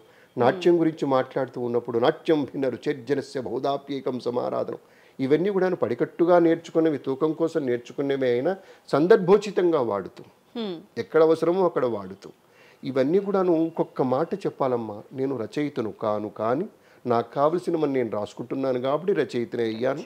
వాచస్పతి లాంటి ఒక మీకు చూపిస్తాను. ఇది నేను సంకలనం చేసినటువంటి పుస్తకం. 2010లో మా ఆకాశవాణి పక్షాన నేను అందులో నాకు నమ్మి ఉద్యోగం ఇచ్చినటువంటి ఆ సంస్థకి రుణపడ్డాను కాబట్టి ఆ రుణం తీర్చుకునేటువంటి పనిలో భాగంగా ఆకాశవాణి సంస్థకు విశేషమైనటువంటి కీర్తిని గడించిన మహానుభావుల యొక్క జీవిత విశేషాలని అన్నింటినీ సేకరించి 6-7 మాసాల పాటు అదే పనిగా ఊరూరా వాడవాడా తిరిగినట్టుగా హైదరాబాద్ 4 చెరుగులా తిరుగుతూ ఓకే. దీనికి సంబంధించిన ఆ మహానుభావులు ఎక్కడున్నారు, వారి పిల్లల్ని అడిగి బలాని చోట ఉన్నారు, బలాని చోట ఉన్నారు, చెన్నైలో ఉన్నారు, I went Chennai, I went Vijayawada, ఇలా ఆయా ప్రాంతాలకు కూడా, విశాఖపట్నం వెళ్ళాను. అంటే ఆ మహానుభావుల గురించి వివరాలు సేకరించాలి. ఇంత కలెక్షన్ ఎవరు చేయలేదు, ఇన్ని ఫోటోగ్రాఫ్స్ ఎవరు వేయలేదు. అంటే నేను గొప్పగా చెప్పడం ఏమిటంటే, నా ముందు పనిచేసినటువంటి మహానుభావులంతా కూడాను ఒక అద్భుతమైనటువంటి రీతిలో తమ ప్రజ్ఞ చేత రాణించినటువంటి మహానుభావులు. వాళ్ళనే ఈ ముఖ చిత్రం మీద వేయటం జరిగింది. వీళ్ళంతా కూడాను ఆ నాటి ప్రోగ్రాంకి నేను పెట్టినటువంటి క్యాప్షన్ కూడా మేమంతా వినపడే వాళ్ళమే. ఆకాశవాణిలో ఈ వినపడే గొంతులు కనపడే వేళ అని రవీంద్ర భారతిలో ఒక ప్రోగ్రాం చేస్తే ఆ రోజునే ఇది రిలీజ్ చేసుకున్నాం 2010లో. నాటి కార్యక్రమానికి ముఖ్య అతిథిగా విఎస్ రమాదేవి గారు హిమాచల్ ప్రదేశ్ గవర్నర్గా పనిచేశారు. వారు ముందు రోజుల్లో హైదరాబాద్ ఆకాశవాణి కేంద్రంలో అనౌన్సర్గా పనిచేశారు. అంటే నా ఉద్యోగమే, నేను ఆవిడ పనిచేసిన ఉద్యోగం చేస్తున్నాను. సో చాలా సందర్భాల్లో రాజ్భవన్కి వెళ్ళినప్పుడు, ఏదైనా ప్రోగ్రామ్స్కి అటెండ్ అయినప్పుడు ఆవిడ గెస్ట్గా అక్కడ ఉన్నప్పుడు ఆవిడ దగ్గరికి వెళ్ళి కూర్చునేవాడిని. అక్క అక్క అంటూ దగ్గరికి వెళ్ళిపోయేవాడిని. కొంచెం గవర్నర్ లాంటి పదవిలో ఉన్న వాళ్ళ దగ్గర కొంచెం అతి చేయకూడదు, కానీ నేను ఆకాశవాణి అనేటువంటి చనువుతో ఆమె దగ్గరికి వెళ్ళేవాడిని. చాలా సందర్భాలు అనేవాడిని, మంచి ప్రోగ్రామ్ చేస్తాను, మీరు రావాలి. వచ్చారు. ఆ ప్రోగ్రాం ఆశాంతం ఉన్నారు. చాలా అద్భుతం. ఇలాంటి కార్యక్రమం భారతదేశంలో మరెవరూ చేయలేదు. నేను ఆ సందర్భంలో నేను సంకలనం చేసినటువంటి ఈ పుస్తకం కావచ్చు, తర్వాత మా బాపట్ల కళాశాల అల్యూమిని అసోసియేషన్లో జరిగిన కావచ్చు, తర్వాత ఈ మధ్య సంపద సిలికానాంధ్ర వాళ్ళ కోసం బాలమురళీకృష్ణ గారి గురించి, నేదునూరి వారి గురించి ఆ డాక్యుమెంటరీస్ రాశాను. ఏదో వాయిస్ లెండరు, వాయిస్ ఆర్టిస్ట్ను మాత్రమే కాదు, ఐ రోట్. ఆ స్క్రిప్ట్ అంతా రాసి సేకరించుకొని చక్కగా సంకలనం చేసి ప్రజెంట్ చేశాను. ఆ విధంగా ఈశ్వరుడు నన్ను ఆదరిస్తూనే ఉన్నాడు, ఆశీర్వదిస్తూనే ఉన్నాడు. ఎప్పటికీ నేను కృతజ్ఞతలు చెప్పుకుంటూనే ఉంటాను. అయితే మురళీకృష్ణ గారు, మీరు ఆల్ ఇండియా రేడియోలో ప్రజెంట్ చేసినటువంటి ఉదయ తరంగిణి అనగానే మీరు గుర్తొచ్చేస్తారండి అందరికీ కూడా. అయితే చాలా సంతోషం. ఎస్, ఉదయ తరంగిణి చేస్తున్నప్పుడు మీ అనుభవాల గురించి, మీ అనుభవం గురించి, అనుభూతుల గురించి ఇవాళ మా ప్రేక్షకులతో పంచుకుంటారండి. ఆకాశవాణి సంస్థ అగ్రగామి సంస్థ. ఈ మీడియాలు ఇవాళ రకరకాల రంగులు హంగులతోటి రకరకాలుగా మారిపోతున్న తొలినాళ్లలో మీడియా అంటే అటు పత్రికా రంగం, ఇటు ఆకాశవాణి రేడియో న్యూస్కి కూడా ఆ నిబద్ధత ఉంది కదండి. అటువంటి సంస్థలో పనిచేశాను. ఉద్యోగం చేసే అదృష్టం, భాగ్యం ఇచ్చాడు ఈశ్వరుడు నాకు. ఎప్పటికీ ప్రతిదీ గర్వంగానే ఉంటుంది నాకు. నా బోటి వాడిని కూడా ఆదరించింది. సరే, అక్కడ ఉద్యోగం చేస్తున్నప్పుడు చాలామంది మహానుభావులు ఉండేవాళ్ళు. నాకు చాలా ఇష్టమైనటువంటి గొంతులు. నేను కూడా అప్పటి వరకు ఒక శ్రోతనే. నేను రేడియోలో విన్నప్పుడు ఒక మట్టపల్లిరావు గారు, విలయాసమదులు, ఒక రాజగోపాలు, ఒక ఆంజనేయ శర్మ గారు, వీళ్ళందరినీ విన్నాను. ఒక సుశీల గారు, సీతాదేవి గారు, ఇందిరా బెనర్జీ గారు, ఈ పేర్లన్నీ మీరు శ్రోతలు వినంగానే గుర్తుపెట్టేస్తారు. అటువంటి విన్నవాళ్ళని వాళ్ళతో కలిసి నేను పనిచేశాను. వాళ్ళందరిది ఒక్కొక్కళ్ళది ఒక్కొక్క మార్క్. ఇప్పుడు గొంతుతోటి చక్కటి బేస్ వాయిస్, లేదంటే కొంచెం మెత్తని వాయిస్, రకరకాలు ఉంటాయి రకాలు. మామూలుగా అందరి గొంతులు ఒకలా ఉండవు. మాధుర్యంతో కూడి స్పష్టతతో కూడినటువంటి వాయిస్ రాణిస్తూ ఉంటుంది. సరే, వాళ్ళ యొక్క పెద్దల దీవెనతోటి, మా తల్లిదండ్రుల దీవెన కావచ్చు, స్వామి దీవెన, ఆ మహానుభావులందరినీ ఆరాధించినందుకు వాళ్ళ దీవెన నాకు వచ్చి వాళ్ళని చూసి నేర్చుకుంటూ వెళ్ళాను. నాటకం అప్పటి వరకు వేస్తూ ఉన్నా, నాటకాలు వేశాను నేను. మా నాన్నగారు పద్య నాటక కళాకారుడు, హార్మోనిస్ట్. నేను పద్యం రాదు కానీ నాటకాల్లో కొంచెం తెలుసు నాకు. అవి పక్కన పెడితే ఇక్కడికి వచ్చి నేర్చుకున్నది. హైదరాబాద్లో థియేటర్ ఆర్ట్స్ చదువుకున్నాను, ఉస్మానియా యూనివర్సిటీలో నాటకరంగం నేర్చుకున్నాను. అదంతా ఒక ఎత్తు అయితే, ఆకాశవాణిలో గొంతుతో నటించటం, మామూలుగా ఒక వ్యాఖ్యానం చేయటము, ఒక అనౌన్స్మెంట్ చేయటము, ఒక వార్తలు చదవటం, ఒక పాత్ర తాలూకు బహుముఖీనమైనటువంటి పార్శ్వాలని స్పృశిస్తూ గొంతుతోనే నటన చేయటం, అవన్నీ వాళ్ళని చూసి నేర్చుకున్నాం. ఇప్పుడు మా జోస్న గారు ఉన్నారు, చాలా మందికి తెలిసినటువంటి సీనియర్ మోస్ట్ అనౌన్సర్. వారు స్వప్న గారి అమ్మగారు చాలా మందికి తెలుసు. వారు వ్యాఖ్యానం చేసినప్పుడు చాలా అందంగా ఉండేది. ఒక బ్యూటీ అంటే చిన్న చిన్న మాటలే, కానీ ఒక అందం ఏదో ఉండేది. అదేదో పట్టుకునే ప్రయత్నం చేసేవాడిని. మామూలుగా అందరూ చెప్పినట్టు ఆకాశవాణి హైదరాబాద్ కేంద్రం ఇప్పుడు ఫలానా కార్యక్రమం వింటారు. ఇందులో సొగసేముంది? మేడం ఏం చేస్తున్నారు, లేకపోతే మా సీనియర్స్ అయినటువంటి మటపల్లిరావు సార్ ఏం చెప్తున్నారు? చాలా గంభీరమైనటువంటి ఆ నాదంతో పలికేటువంటి గొంతుతోటి భావన అని ఒక ప్రోగ్రాం చేసేవారండి. ఆయన రాంగలే రాగుతూ కూడా మారుతుంది. నాకు ఇష్టం చాలా. ఎంత అందమైనటువంటి ఆ ఫ్లో అంటే అక్షరాలని అలా ఒక వాలుబల్ల మీద మరమరాలు గనక దొర్లించినప్పుడు అలా అలా జాలువారుతూ వెళతాయే అక్షరాలని అలా దొర్లిస్తూ నేరుగా ఎటువంటి ఆటంకాలు లేకుండా శ్రోత యొక్క చెవి దగ్గరికి మాత్రమే వెళ్ళేటువంటి రీతిలో వాళ్ళు పలికేవాళ్ళు చూడండి. అదేదో పట్టుంది, అది పట్టుకోవాలి అని వాళ్ళని చూసి నేర్చుకున్నా.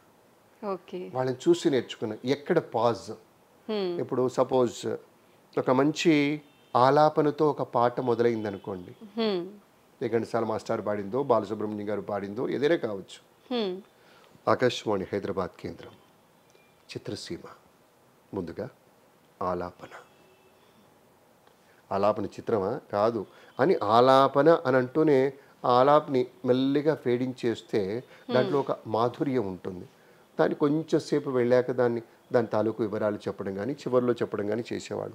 ఇది నా ముందు వాళ్ళని చూసి నేర్చుకున్నదే, కానీ నేర్చుకున్నది స్ఫుటంగా నేర్చుకున్నాను, ఆచరించింది స్ఫుటంగా ఆచరించాను. నాదిగా చెప్పుకోలేదు. ఇది నా ప్రజ్ఞ కాదు, నా ముందు మహానుభావులు ఆ నడిచిన తోవలో ఆ అడుగుల్ని నేను కూడా జాగ్రత్తగా కళ్ళకద్దుకుంటూ వెళ్ళేటువంటి ప్రయత్నమే చేశాను. కాబట్టే వాచస్పతి లాంటి ఒక మహా కార్యక్రమం నేను ఏమంటారు కించిత్ గర్వంతో చెప్పుకుంటాను. నేను వాచస్పతి లాంటి ఒక మహా కార్యక్రమాన్ని సృజన చేశాను పెద్దల యొక్క సహకారంతో. రవీంద్ర భారతిలో 600 మంది శ్రోతల యొక్క సమక్షంలో, శ్రోతలే ప్రేక్షక దేవుళ్ళుగా హాజరైనటువంటి వారి సమక్షంలో మా ఆకాశవాణి నుంచి రవీంద్ర భారతికి వెళ్ళడానికి 3 నిమిషాలు నడక, 2 నిమిషాలు నడక చాలు. దాదాపు 40 నిమిషాలు ఒక మహా ప్రొసెషన్ సాగింది. ఒక 7 గుర్రాల మీద వాచస్పతి సైనికులు, మేళతాళాలు, జానపద కళాకారులు, మా శ్రోతలు, మేము ఒక టాప్లెస్ బస్సు మీద, ఓపెన్ టాప్ బస్సు మీద, మా రామోజీ ఫిలిం సిటీ నుంచి అద్దెకి తెచ్చుకున్న బస్సు మీద ఈ వీళ్ళందరినీ, అంటే అప్పటి వరకు పనిచేసి రిటైర్ అయినటువంటి మహానుభావులు ఉంటారు కదా, వాళ్ళందరినీ కోకా సంజీవరావు గారు విజయవాడ నుంచి, విశాఖపట్నం నుంచి, చెన్నై నుంచి, అన్ని చోట్ల నుంచి వచ్చారు. నేను పిలిచాను 27 మంది senior retired announcers and news readers. ఆ బస్సు మీద కూర్చోబెట్టి ప్రముఖంగా topless, open top Ravindra Bharati ముందు నుంచి, అసెంబ్లీ ముందు నుంచి అలా వాళ్ళని మేళతాళాలతో తీసుకెళ్ళి అక్కడ ఎవరు రిసీవ్ చేసుకున్నారు వాళ్ళని? విఎస్ రమాదేవి గారు, గవర్నర్ గారు రిసీవ్ చేసుకున్నారు. నేను అడిగాను, ముఖ్య అతిథి నేను కదరా, నన్ను మీరు రిసీవ్ చేసుకోవాల్సింది కదా. లేదమ్మా మీరు వచ్చి మన వాళ్ళని రిసీవ్ చేసుకోవాలని అక్కడ చిన్న లౌక్యంగా చేశారండి. నాకు చాలా సంతోషం అది. ఆవిడ చెప్పారు కూడాను ఆ మాట, నన్ను రిసీవ్ చేసుకోవాల్సింది, నా చేత వాళ్ళందరినీ రిసీవ్ చేసుకునేలా చేశాడు వీడు ఘటికుడు. రాజ్భవన్లో అదే పరిగా నా చెవిలో జొరిలాగా అంటూ ఉండేవాడని సభలో కూడా మాట్లాడారు, నా గురించి చెప్పారు. అలా వాళ్ళని సత్కరించుకోగలిగాను. ఆ మహానుభావుల జీవిత విశేషాలని సంకలనంగా వేయగలిగాము, అది అందరికీ ఇవ్వగలిగాము. ఇవాళ నాటి సభకి హాజరైనటువంటి ప్రముఖులు శివకుమార్ గారు ఒక మాట అన్నారు. Prasar Bharati board member person అంటారు ఆయన. భారతదేశంలో ఎవరు ఇలాంటి పని చేయలే, ఇలాంటి ప్రోగ్రాం చేయలే. రేడియోలో పనిచేశారు, వెళ్ళిపోయారు అంతే. కానీ వాళ్ళని గుర్తుపెట్టుకొని ఇంటింటికి వెళ్ళి తిరిగి విషయాలు సేకరించి వాళ్ళ గురించినటువంటి ఒక పుస్తకం తీసుకొచ్చి వాళ్ళందరినీ సన్మానించి అందరికీ భోజనం పెట్టి, ఇలాంటిది ఇంతవరకు జరగలేదు అని చెప్తూ భారతదేశంలో ఏదేని రాష్ట్రం నుంచి ఎవరైనా ఇలాంటి ఆలోచన చేస్తే మా మురళీకృష్ణ యొక్క సలహా తీసుకోండి అని చెప్తాను నేనని చెప్పి సభలో అన్నారు. మరి ఎవరు చేయలేదు, కానీ నాకు ఆ అదృష్టం మాత్రం మిగిలిపోయింది. నన్ను నమ్మి నాకు ఆకాశవాణి భిక్ష పెట్టింది, అన్నం పెట్టింది. ఆ తల్లి రుణం తీర్చుకునే దాంట్లో భాగం వాచస్పతి పుస్తకం, వాచస్పతి ఫంక్షన్.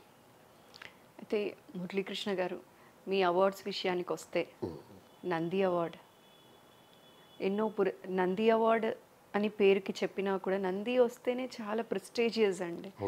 ఇంకా ఇలాంటి కోవల్లో ఎన్నో 5 నేషనల్ అవార్డ్స్ తీసుకున్నారు. హంస పురస్కారం ఇలాంటివి బోలెడండి. సో ఈ నంది అవార్డ్ ఏ కార్యక్రమానికి గానీ వచ్చిందండి మీకు? రాముల వారి దయతోని మాకు అప్పుడు ఉండేటువంటి ఆలోచన మేరకు, పరిధి మేరకు నా భార్య సత్య యశోదాదేవి అంబేద్కర్ విశ్వవిద్యాలయంలో ఆడియో విజువల్ డిపార్ట్మెంట్లో పనిచేస్తుందంటే, అంతకుముందు ఆకాశవాణి దూరదర్శన్లో క్యాజువల్ ప్రాతిపదికన తను కూడా అనౌన్సర్గా పనిచేసింది. మేమిద్దరం అక్కడే పరిచయం. మాకు మీ ఇద్దరిది లవ్ మ్యారేజ్ పరిచయం. అవునమ్మా సగర్వంగా చెప్పుకుంటాను. హాయిగా ఉన్నాం, ఈశ్వరుడి దయ.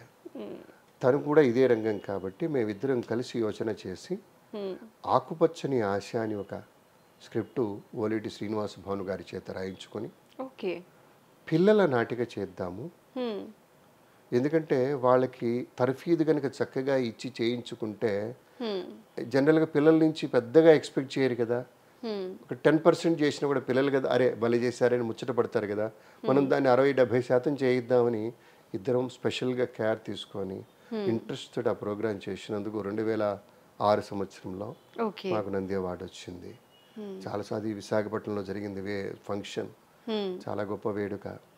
అలాగే వ్యాఖ్యాన రంగంలో 2017 సంవత్సరంలో అనేక సభలు దిగ్విజయంగా నిర్వహించినందుకు, తెలుగు యాంకర్గా, తెలుగు వ్యాఖ్యాతగా ఇంత సుదీర్ఘ ప్రస్థానం జరగటం వెనుక నేను చేసిన ఇసుమంత సేవని ప్రభుత్వం గుర్తించి నాకు హంస అవార్డునిచ్చింది, కళారత్న. అది అత్యంత ఆంధ్రప్రదేశ్ రాష్ట్రంలో, అవిభక్త ఆంధ్రప్రదేశ్ రాష్ట్రంలో అప్పటికి ఇంకా విడిపడడానికి ముందు జరిగినటువంటి నిర్ణయం అది. అప్పుడు నాకు అవార్డు రావడం జరిగింది. I felt very happy. అంటే ఇప్పుడు మనం చెప్పుకునే నిన్న మొన్నటి పద్మ పురస్కారాలు భారత ప్రభుత్వం నుంచి వచ్చేవి ఎంత గొప్పవో, ఆంధ్రప్రదేశ్ రాష్ట్రం నుంచి వచ్చే హయ్యెస్ట్ అవార్డు అంటే హంస. అది ఆ వరం నాకు దక్కింది. సరే, మీరు అన్నట్టు ఇవన్నీ కూడాను విశాల భారతి గౌరవ సత్కారం, ప్రజ్ఞా పురస్కారం, వశిష్ఠ అవార్డు, గురుశ్రీ అవస్కార్ ఇవన్నీ ఉన్నాయి. అందులో కొన్ని వ్యాఖ్యాన రంగంలో, కొన్ని నటనా రంగంలో, కొన్ని ఇట్లా రకరకాలుగా వచ్చినట్టు అధిక శాతం వ్యాఖ్యానం, అధిక శాతం. ఎందుకంటే అన్ని సభలు చేసుకుంటూ వెళ్ళాను కాబట్టి దాంట్లో ఉన్న గుర్తింపు నాకు చాలా ఆనందాన్ని ఇస్తుంది. అలా నన్ను ఆదరించిన వారికి, సమ్మానించిన మహానుభావులకి ఎప్పటికీ నేను కృతజ్ఞతలు చెప్పుకుంటా. నాకు కూడా ఇందాక మీరు ఎప్పుడో మాట సందర్భంలో వచ్చింది, పొద్దుపోనప్పుడు ఆ పడక కుర్చీ ఇటు లాక్కొని ఇటువైపు తిరిగి చూసుకుంటూ ఒక్కొక్క దాన్ని తదేకంగా చూస్తూ, ఇది రవీంద్ర భారతిలో 1996 92 ఆ రోజు నాగేశ్వరరావు గారు వచ్చారు, ఆయనే ఇచ్చారు, నన్ను మెచ్చుకున్నారు. ఇలా జ్ఞాపకాలు ఏవో ఉంటాయి కదండి. ఎంత ఆనందం అండి. అంటే ఒక ప్రముఖుడి దగ్గరికి నేరుగా దగ్గరగా వెళ్ళటానికి అందరికీ అవకాశం దొరకదు. సభ మీద ఉన్నందుకు, సభలో ఉన్నందుకు, సభా వ్యాఖ్యాతగా ఉన్నందుకు వాళ్ళకి చేరువుగా మసలేటువంటి అవకాశం ఉంటుందే. I feel very happy. I always feel that happy. అలాంటి వారితో సన్మానం కూడా మీరు అందుకున్నారు అంటే, ఒక వెంకయ్య నాయుడు గారు కావచ్చు, ఒక నాగేశ్వరరావు గారు కావచ్చు, నారాయణ రెడ్డి కావచ్చు, ఉత్తరాంచల్ గవర్నర్ బిఎల్ జోషి కావచ్చు, కేంద్ర మంత్రి కపిల్ సిబాల్ కావచ్చు, అటు ఢిల్లీలో కానీ రామారావు గారితో కూడా మీరు ఎన్టీ రామారావు గారు ముఖ్యమంత్రిగా ఉన్న రోజుల్లో అప్పుడు నేను ఇంకా బుడిబుడి అడుగులు, ఒకనొక సందర్భంలో నాకు అవకాశం వచ్చింది, వ్యాఖ్యాతగా ఉన్నాను. చాలా జాగ్రత్త, భయపడుతూ ఉండేవాడిని. పెద్దల ప్రోగ్రాం కదండి, చాలా జాగ్రత్తగా, అందులో ప్రోటోకాల్ చాలా జాగ్రత్తగా ఫాలో అవ్వాలి. అవుతూ నేర్చుకొని రాసుకొని అందంగా చెప్తూ ఒకనొక టైంలో ఆంధ్రత్వం ఆంధ్రభాషాచ నాల్పస్య తపఫలం అనేటువంటి అప్పయ్య కవి పండితులు వారి యొక్క దాన్ని గుర్తు చేస్తూ, తెలంగాణకు దీర్ఘాయురస్తు, తెలంగాణకు బ్రహ్మాయురస్తు, అలౌకికాకార ఆంధ్ర సాహితీ దేవత నీకు నమస్కారమమ్మ అంటూ తొలి ప్రణామాలు తల్లి అమ్మకు చెప్పుకుంటూ అంటూ చేసేసి రామారావు గారి గురించి చెప్పి ఇంట్రో ఆయన్ని మాట్లాడమని స్వాగతించినప్పుడు ఆయన యొక్క ఎక్స్ప్రెషన్, ఒక గంభీరమైనటువంటి వర్చస్సు ఆయనది. అసలు గాంధర్వ అంశ కదండి ఎన్టీ రామారావు గారు అంటేనే. అట్లాంటి రూపసి మరొకరు ఉండరు. ఆయన అలా దీర్ఘంగా తదేకంగా చూస్తూ, ఆ చూపులోనే ఒక దీవెన నాకు కనిపించింది. నాకు చాలా ధైర్యం వచ్చింది కాసేపటికి. అమ్మయ్య నేను బాగా చెప్పానని నాకు నేనే భుజం తట్టుకొని మళ్ళీ నెక్స్ట్ దానికి ప్రిపేర్ అవ్వడం కోసం మళ్ళీ సైడ్ వింగ్లోకి వెళ్ళినప్పుడు ముఖ్యమంత్రి గారి కార్యాలయ ప్రతినిధి పిఆర్ఓ గారు ఆయన వచ్చారు. నాకు ఆయన పిఆర్ఓ అనేవన్నీ తెలియవు. మీ పేరు అన్నాడు. నా పేరు మురళీకృష్ణ సార్. ఏమైంది సార్? ఎక్కడన్నా తప్పులు దొర్లారేమో అని వణికిపోయాను అనమాట. ఏం లేదా, ముఖ్యమంత్రి గారు మెచ్చుకుంటున్నారు, పేరు అడిగారు. అరే వా క్యా బాతే, ఎంత సంతోషము. లక్ష్మీపార్వతి గారు అప్పుడు సభలో ఉన్నారు, వాళ్ళందరూ పొగడ్తలు కావచ్చు. చాలా చాలా ఆనందాలమ్మా. ఈశ్వరుడు నాకు చాలా ఆనందాన్ని ఇచ్చాడు. అమ్మ దీవెన నాకు సమృద్ధిగా లభించింది. సభాపరంగా అయితే కొన్ని వేల కార్యక్రమాలు, వందల సన్మానాలు, కొన్ని వేల మంది మహానుభావులతోటి దగ్గర పరిచయాలు కావచ్చు. కేవలం ఒట్టిగా పోవు, ఎక్కడో ఏదో ఉపయోగపడుతుంది. అవునండి. చాలా చాలా చాలా తీయని అనుభవాలు, అనుభూతులు చాలా ఉన్నాయి నాకు. ఎప్పటికైనా ఒక పుస్తకం రాస్తాను. వ్యాఖ్యాన కళ మీద ఒక పుస్తకం రాయాలని, నా అనుభవాలని కూడా పేర్చాలని, ఒక చక్కటి కూర్పు చేయాలని ఉంది. చేస్తాను. అలాంటివి చదివి మాలాంటి వాళ్ళకి కూడా అలాంటి పుస్తకాలు ఉంటే అదొక మార్గదర్శక 1982లో నేను హైదరాబాద్ వచ్చినప్పుడు అండి, ఒక సినిమా నటుడు కావాలని వచ్చా. మీరు వచ్చినప్పుడు లోపల కోరిక అది, బయట ఉద్యోగాన్వేషణ వచ్చానని అమ్మా నాన్నతో చెప్పి వచ్చినా ఇంట్రెస్ట్ ఏమిటి, చలనచిత్రాల్లో నటించాలి. ప్రయత్నం చేశాం. ఇంట్లో అప్పుడు మా అన్నయ్య గారి ఇంట్లో ఉండేవాడిని. మా అన్నయ్య గారు ఏఎస్ఆర్ శర్మ గారు, సుబ్రహ్మణ్య శాస్త్రి గారు, వాళ్ళ దగ్గర ఉండేవాడిని. వాళ్ళు నన్ను పోషించారండి. 3-4 సంవత్సరాలు అన్నం పెట్టారు. మా నాన్న మాట, మా అమ్మ మాట మీద గౌరవం కొద్దీ, వాళ్ళకి తమ్ముడు పట్ల ప్రేమతోటి, నా పట్ల వాత్సల్యం చిన్న, అందులో ఇంట్లో నేను చిన్నవాడిని. వాళ్ళకి నమస్కరించుకుంటూ 82లో ఆశ సినిమా స్టార్ని కావాలని. 1988లో నేను నిజాం వైద్య విజ్ఞాన సంస్థలో, నిమ్స్ అంటామే, Nizam institute of medical sciences, దాంట్లో పిఆర్ఓగా సెలెక్ట్ అయ్యాను. ఊహించని పరిణామం. మహామహులు ఉండంగా కేవలం తెలుగు భాష నాకు అన్నం పెట్టింది. మళ్ళీ అప్పుడున్నటువంటి డాక్టర్ కాకల సుబ్బారావు గారు నా యొక్క ఈ తెలుగులోనే మాట్లాడతాను సార్ అని పర్మిషన్ తీసుకుని మాట్లాడటం, అది విని నాకు పిఆర్ఓ పోస్ట్ ఇచ్చారు. అక్కడ ఉండంగా డాక్టర్ సుధాకర్ గారు అని చెప్పేసి ఒక ప్రముఖ వైద్య నిపుణులు ఉండేవారు. ఆయన కాస్మెటిక్ సర్జన్. వాళ్ళ మామయ్య గారే బాపినీడి, విజయ్ బాపినీడి గారు, డైరెక్టర్ గారు. ఆయన అవకాశం ఇప్పించారండి. నేను నా భార్యని పర్మిషన్ అడిగానండి. నల్లకుంట్లో ఉండేవాళ్ళం అప్పుడు. తను ఒప్పుకోలేదు.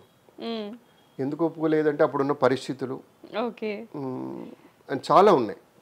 తన మీద నెపం వెయ్యను నేను, అప్పుడున్న కారణాలు అలా ఉన్నాయి. అయినా కానీ నా లోపల బలీయంగా ఉంది సంకల్పం. చెన్నై రమ్మని చెప్పేశారు.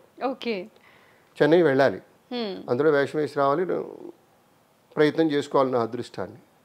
కానీ తను బలంగా నో చెప్పింది. ఆరోగ్యం బాగాలేదు నాకు. తను అప్పుడు మా పెద్దబాబు కడుపున ఉన్నాడు. ఆరోగ్యం బాగాలేదు, చూసుకునేవాళ్ళు లేరు. ఈయన ఇప్పుడు వెళితే ఎప్పుడు వచ్చానో ఏమో, ఇప్పుడులాగా సెల్ ఫోన్లు గట్రా లేవు. పోనీ బయటకు వచ్చి ఎస్టీడీలు చేసుకుంటాము, అంత డబ్బులు లేవు. చాలా ఆర్థికపరమైన ఇబ్బందులు చాలా ఉండేవి ఆ రోజుల్లో, చాలా అంటే చాలా. వీటన్నిటి నేపథ్యంలో తను వద్దంది. I begged her. ఇక కాళ్ళు పట్టేసుకున్నారంటారే, అంతలా ప్రయత్నం చేశాను. సాధ్యం కాలే. So I gave a telegram due to unavoidable circumstances I'm not able to attend your programme. ఎప్పుడైనా అడుగుతుంటారా అండి, ఆ రోజు పంపించకపోవడం వల్ల? 88లో జరిగిన ఇన్సిడెంట్ అది. కట్ చేస్తే 87-88లో జరిగిన ఇన్సిడెంట్ అది. కట్ చేస్తే ఆ సినిమా పేరు గ్యాంగ్ లీడరు. అందులో చిరంజీవి స్నేహితులు 4 ఉంటారు, అందులో ఒకడు పాత్ర.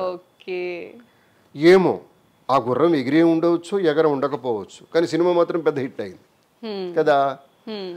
సందర్భం వచ్చిన ప్రతిసారి నేను దెప్పాలి అనుకున్నప్పుడు ఆ రోజు నన్ను వెళ్ళనీయకుండా చేశావు.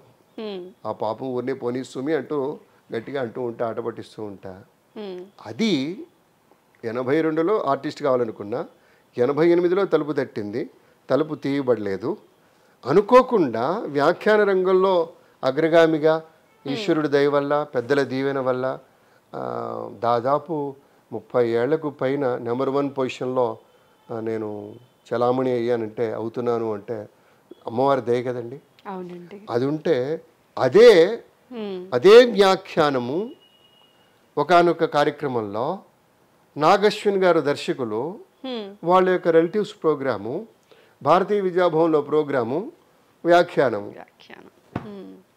ఆయన దర్శకులను నాకు తెలియదు. నాగశ్విన్ గారి దర్శకులని అంత అప్పటి వరకు నాకు తెలియదు. అప్పటికే ఆయన ఒక సినిమా చేశారట, నాకు తెలియదు, పూర్వపరిచయం లేదు. ఏదో డాన్సు నాకు డాన్స్ అంటే చాలా ఇష్టం, బేసిక్గా నాకు చాలా ఇష్టం.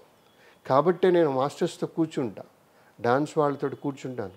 దాని గురించి ఐటెం గురించి సరే, చేతులు ఈ ముద్రలు ఇవన్నీ సరే, అది శాస్త్రం. అది కాకుండా వాళ్ళ సృజన ఒకటి ఉంటుంది, సమ్ క్రియేటివిటీ. అది ఎట్లా చేస్తున్నారు, సంచారీలు పెడతారు, ఎలా చేస్తున్నారు, ఎన్నిసార్లు చేస్తున్నారు, ఎంత రిపిటీషన్లో ఎంత కథ చెప్తున్నారు, ఇవన్నీ దగ్గరగా కూర్చొని నేర్చుకున్నాను. కాబట్టి ఇవాళ మీరు చూస్తే కూడా, గమనిస్తే కూడా చాలా dance oriented, dance related programmes తాలూకు మెమెంటోస్ కనిపిస్తాయి. ఎట్లయితే చిల్డ్రన్ స్పెషలిస్టు, కార్డియాలజిస్టు ఉన్నాడో ఆమె డాన్స్ స్పెషలిస్ట్, అట్లా ఉండేది. సరే, ఆ ప్రోగ్రాంలో ఆయన నా యాటిట్యూడ్ని చూశాడు. నాకు ఉండేటువంటి స్టేజ్ మీద కనపడే మురళీకృష్ణ ఒకడు, వెనక ఉండే మురళీకృష్ణ ఒకడు. Discipline is very important. నేను కొన్ని విషయాల్లో నిబద్ధతతోనే ఉంటాను, గట్టిగా ఉంటాను. అదేదో యాటిట్యూడ్ ఆయనకి నచ్చింది. వారు నాకు అవకాశం ఇచ్చారు. 82 కోరిక, 88 తలుపు తట్టి, తీయని తలుపు కట్ చేస్తే ఒక మహానటి అనేటువంటి ఒక గొప్ప చిత్రంలో సమంత అనేటువంటి కథానాయిక తండ్రిగా ఆయన నాకు అవకాశం ఇచ్చారు. ఆ సినిమా ఎంతటి సంచలన విజయాన్ని అందుకుందో మీ అందరికీ తెలుసు. అంటే నేను రిటైర్మెంట్ అవ్వడానికి దగ్గరగా వస్తున్న సందర్భంలో మళ్ళీ నా కోసం ఒక ప్రత్యేకమైనటువంటి ఒక ప్లేస్ ఉండాలి. వ్యాఖ్యానం చేస్తూ ఉంటాం, కానీ ఆకాశవాణి అక్కడ క్లోజ్ అయింది. రిటైర్మెంట్ వయసు రీత్యా 60 ఏళ్ళు రాగానే అక్కడ క్లోజ్ అయింది. ఇక్కడ కొత్త ద్వారం తెరుచుకుంది, నాకు ఇష్టమైనది తెరుచుకుంది. 82 కోరిక ఇప్పుడు నెరవేరుతోంది. అది పడిపడి లేచే మనసు, ఎంత మంచివాడోరా అంటే సుందరానికి, సార్, ఇట్లాంటి సినిమాల్లో చేస్తూ వస్తున్నా. ఇప్పుడు మన శ్రీరామ్ బేడు గారి సినిమాలో, తమ్ముడు సినిమాలో మంచి రోల్ ఇచ్చారు. నేను ఇంతకాలం 2 రోజుల వేషాలు, 4 రోజుల వేషాలు, 10 రోజుల షూటింగ్ ఉండే వేషాలు, అంటే 2 నిమిషాలు కనపడేవి, 3 నిమిషాలు కనపడేవి, ఇలా కనపడి అలా వెళ్ళేవి, ఎడిటింగ్లో పోయినవి, అవన్నీ పోగా చాలా రోజులకు ఒక మంచి అవకాశం వచ్చింది. ఇప్పుడు చేస్తున్న చిత్రం పేరు బయటికి ఇంకా అనౌన్స్ చేయలేదు, తమ్ముడు అనుకుంటున్నారు. ఆ చిత్రం పేరు, దిల్ రాజు గారు నిర్మాత. నా కాల్ షీట్ 70 రోజులు. ఎంత ఆనందం నాకు వరకు ఇలా నెరవేరింది. దానికి కూడా మళ్ళీ అమ్మ వేదిక, వ్యాఖ్యానము, అక్షరం, పరబ్రహ్మ రూపమై నా ముందు అలా నిలిచింది.